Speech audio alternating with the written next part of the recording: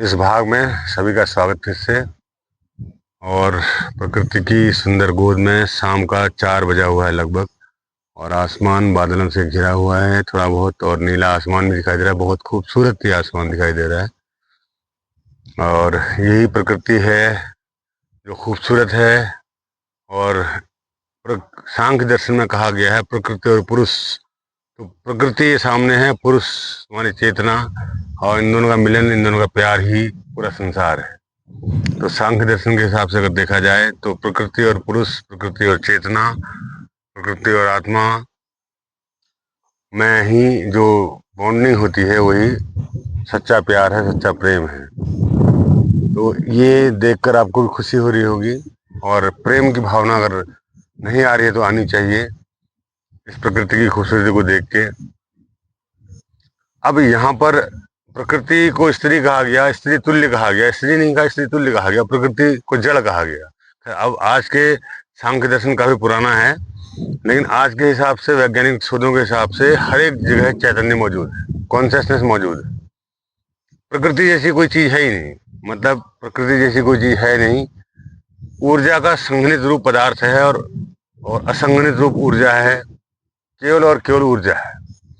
लेकिन ये हमको दो भागों में दिखाई देती है, स्त्री पुरुष के रूप में दिखाई देती है। तो हमको जिस रूप में दिखाई देती है तो उस रूप में भी हम इसको आत्मसात कर सकते हैं, चाहे सच्चाई कुछ और हो। सच्चाई कुछ और हो, ये दार्शनिक सवाल है, या दार्शनिक खोज है कि प्रकृति और पुरुष एक ही है। लेकिन सांख्य दर्शन प्रकृति और पुरुष को अलग जानता है, और ये भी कहता है कि प्रकृति के करीब पुरुष कभी नहीं जाता, प्रकृति के सामने समक्ष प्रस्तुत होता है बस, और प्रकृति अपना निर्माण कार्य शुरू कर देती है। ये सांख्य की परिभाषा है। तो इसी परिभाषा को लेते हुए हम आज सामान्य स्त्री पुरुष के जीवन को लेंगे, और सामान्य स्त्री पुरुष को कैसे जीना चाहिए। इवन जब लड़की 14 साल की होती है, लड़का 15 साल का होता है, तब से लेके जब तक वो उनका यौवन काल रहता है, बुढ़ापे तक, यानी 50-55 तक, तब तक क्या उसकी स्थिति रहती है वो हम डिस्कस करेंगे। तो चलिए डिस्कस करते हैं इस बारे में, और कैमरा सेट करता हूं मैं। तो सभी को पुनः नमस्कार। और आज स्त्री और पुरुष का विषय हमने लिया हुआ है। स्त्री और पुरुष के बीच में जो संबंध होता है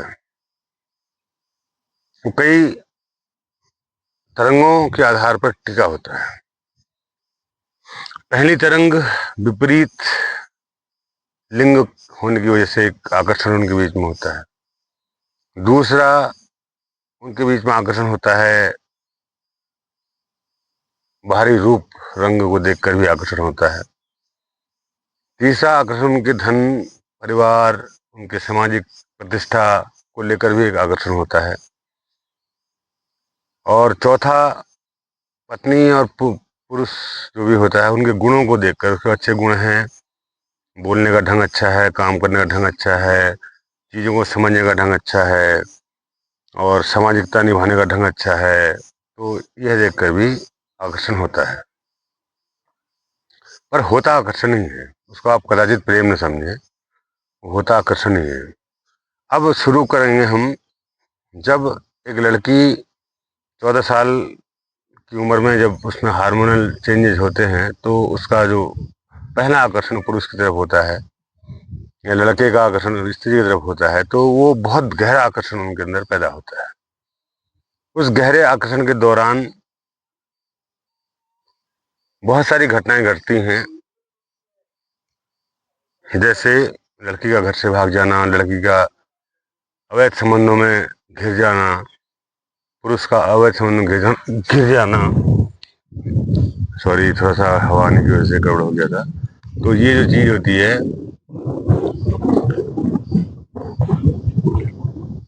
लेकिन यहाँ पर अगर हम किसी भी ऐसे बच्चे को शिक्षित कर पाए सही समय में,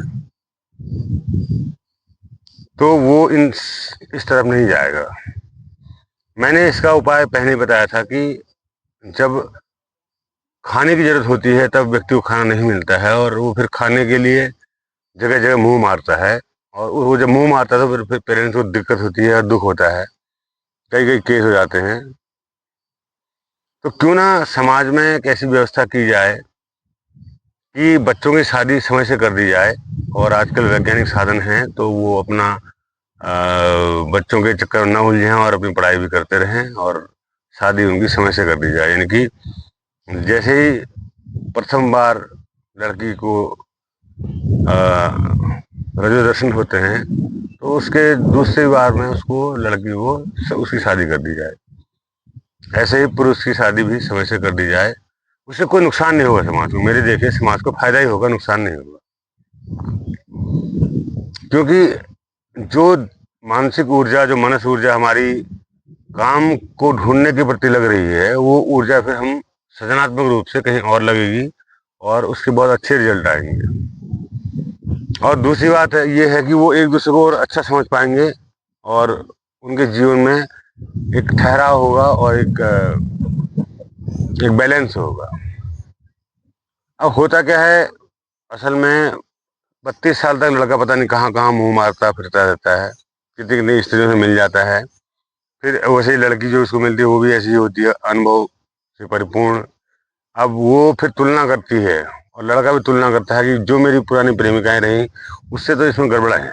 और ऐसे ही लड़की भी तुलना करती है, तो इससे क्या होता है, परिवार में वो सामंजस्य नहीं बैठ पाता है जो बैठना चाहिए। तो लेकिन अगर स्त्री 14 साल की है, लड़का 18 साल का है, अब देखो उनका जीवन कैसा है। 18 साल मतलब उन्होंने इंटर कर लिया उसने, अब लड़की भी है, पढ़ाई कर रही है अपनी, ठीक है, घर में दोनों हैं और सास बहू सब कुछ है और पढ़ाई कर रही है। और चाहे तो लड़की अपने मायके में रह सकती है, ऐसा कोई दिक्कत की बात नहीं है। जब चाहे वो अपने पति के पास चली जाए, जब चाहे मायके में आ जाए, ऐसी उनकी छूट होनी चाहिए। जब तक उनके बच्चे नहीं हुए आते उनको छूट होनी चाहिए कि भाई अब अगर आपको मायके में दिक्कत, ससुराल में दिक्कत है, सास से कोई दिक्कत हो रही है या एडजस्ट करने में दिक्कत हो रही है, तो आप मायके में रह के पढ़ाई करें अपनी, और फिर जब सही वक्त आएगा तो आप अपने ससुराल जा सकते हैं।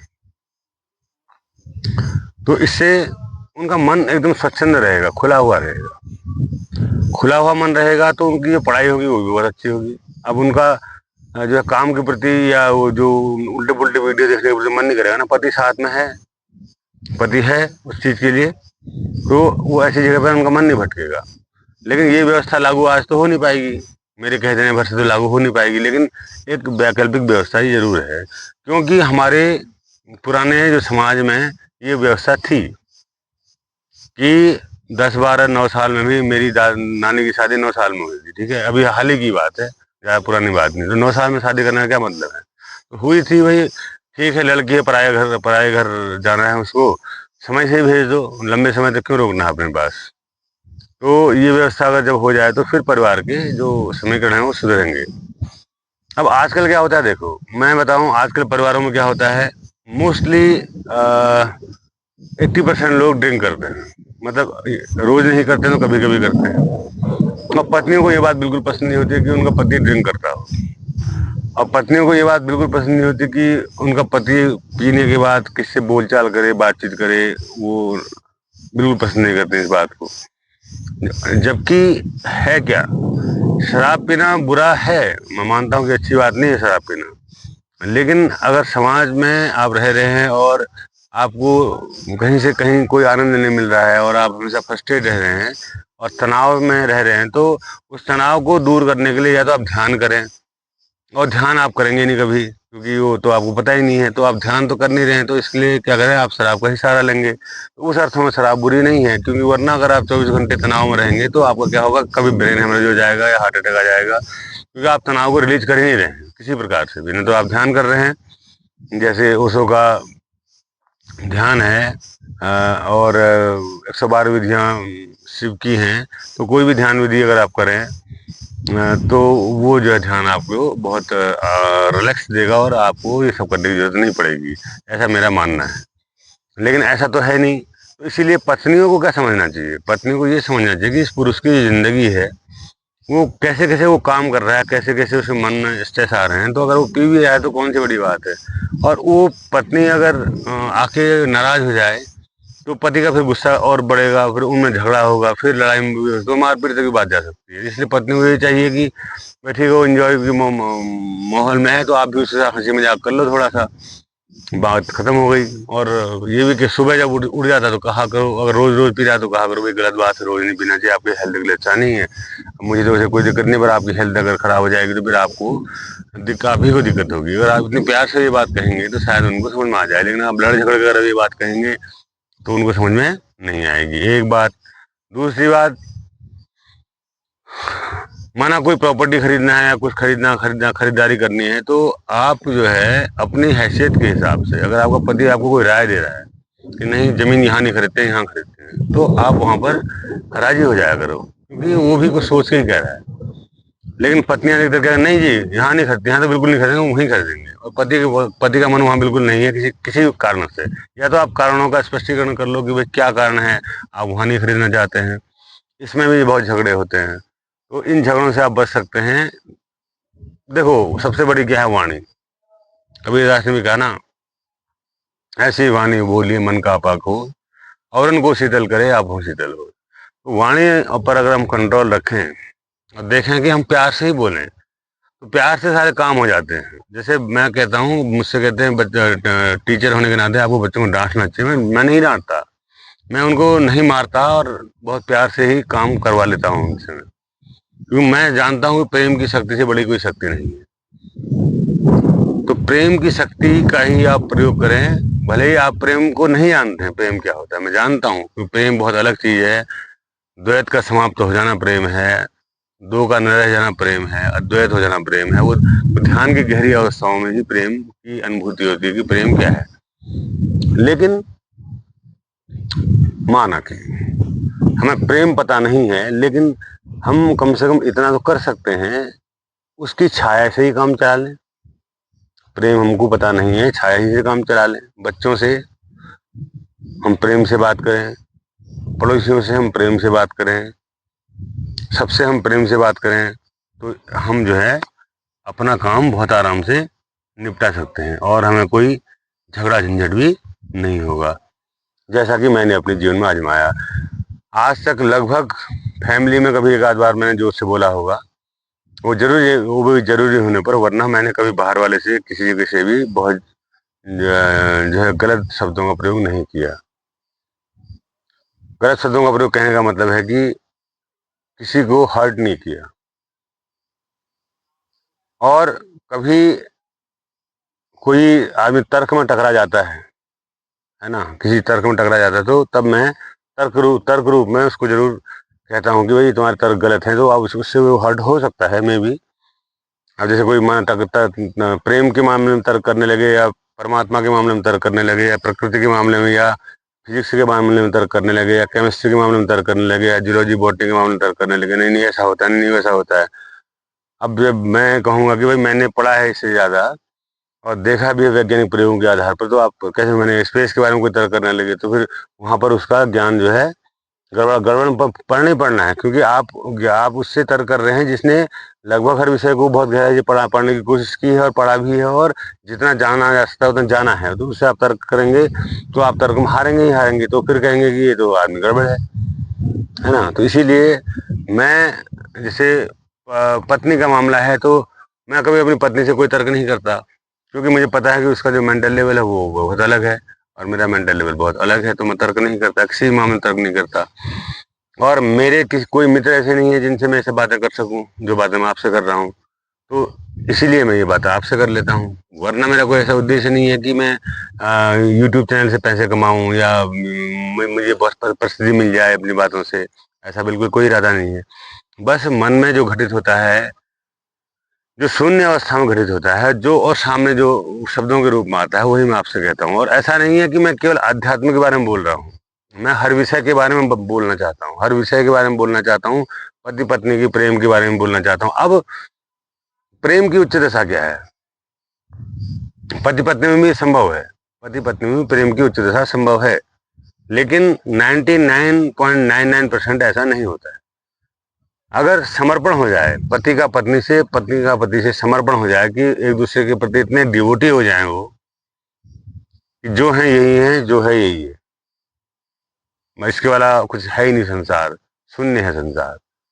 मेरा पति ही सब कुछ है, मेरी पत्नी ही सब कुछ है, इसके अलावा सब संसार शून्य है। ऐसा अगर भाव आ जाए पति पत्नी के अंदर तो वो प्रेम को उपलब्ध हो सकते हैं।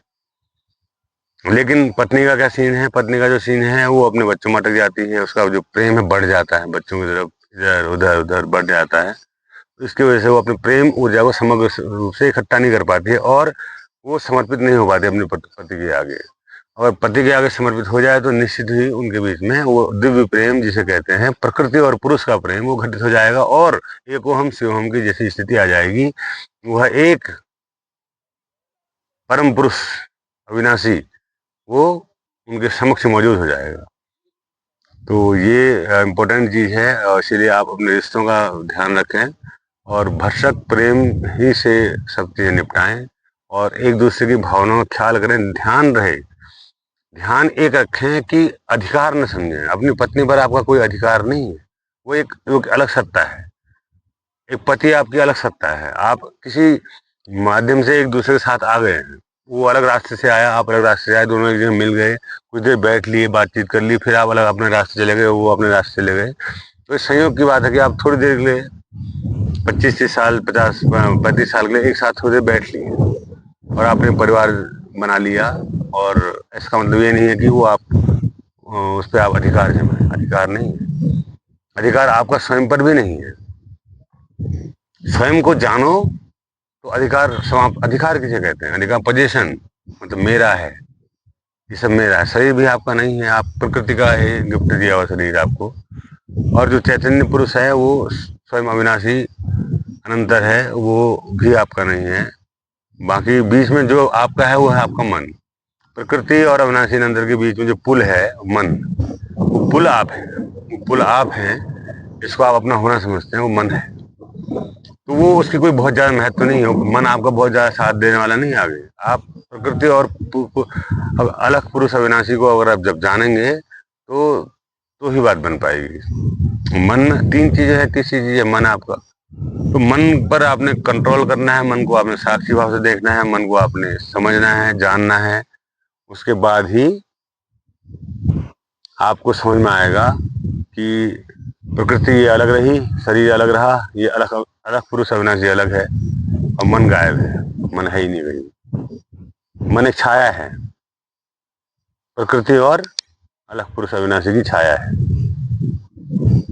अलग पुरुष अविनाशी जो दिखाई नहीं पड़ता है, जो है लेकिन उसके बिना कुछ नहीं है, सारा संसार में मौजूद है, हर जगह मौजूद है। वो प्रकृति उसी से बन रही है। ये प्रकृति का निर्माण जो हो रहा है उसी अलग पुरुष अविनाशी की ही बुद्धि है जो पेड़ को, पत्ते को बना रही है। पेड़ में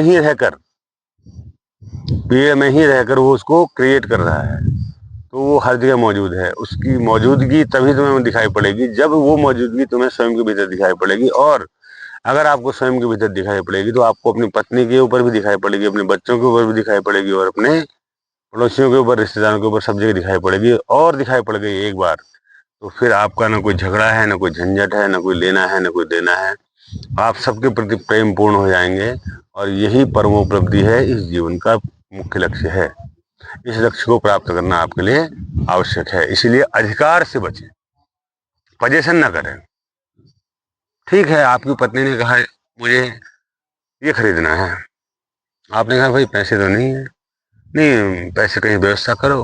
अगर आपको लगता है कि आप कहीं से व्यवस्था कर पाए, हो सकता है तो आप कर दें, नहीं तो कहें भाई नहीं हो पाएगी व्यवस्था। आप समझें इस बात को। और उस बात पर नाराज हो जाएगी वो, ठीक है, होने दो नाराज, उसको हाल पे छोड़ दो। और जिस दिन व्यवस्था हो जाती है उसके लिए चीज ले आओ, वो खुश हो जाएगी। तो ये पत्नी को भी ये समझना चाहिए कि मेरे पति के पास ये समस्या है, नहीं अभी वो कर सकते हैं मेरे लिए व्यवस्था, तो उसको अपने मन को राजी कर लेना चाहिए इस बात के लिए। तो दोनों अगर ये बात को समझ लें तो फिर लड़ाई की बात की, और प्रेम ही प्रेम है। आपका जो शारीरिक प्रेम है वो भी दिव्य प्रेम बन जाएगा। वो भी साधारण प्रेम नहीं रह पाएगा, फिर वो भी एक दिव्य प्रेम बन जाएगा। जो आपका फिजिकल प्रेम है वो भी एक दिव्य प्रेम बन जाएगा। तो इस बात का आप निश्चित रूप से ध्यान रखें। और बहुत लंबा वीडियो में नहीं बनाऊंगा क्योंकि समझदार के लिए इशारा काफी कहते हैं। और सभी को मेरा पुनः नमस्कार और प्रणाम। प्रेम चित्त की वह दशा है जब दो नहीं रह जाते हैं, एक ही रह जाता है। इस अवस्था को प्रेम कहते हैं। जब तक आप दो हैं, स्त्री और पुरुष, तब तक प्रेम नहीं है। जिस दिन दोनों ही खो जाएंगे, केवल प्रेम रह जाएगा, वही प्रेम है, इसके अन्य तो कुछ नहीं। प्रेम वो अवस्था है जब दो नहीं रह जाते, जब स्त्री और पुरुष एक हो जाते हैं, यानी कि हृदय से, शरीर से नहीं, हृदय से एक हो जाते हैं, एक हो जाते हैं, तभी वो प्रेम की अवस्था को प्राप्त कर पाते हैं। इससे पहले प्रेम प्रेम नहीं, व्यापार होता है।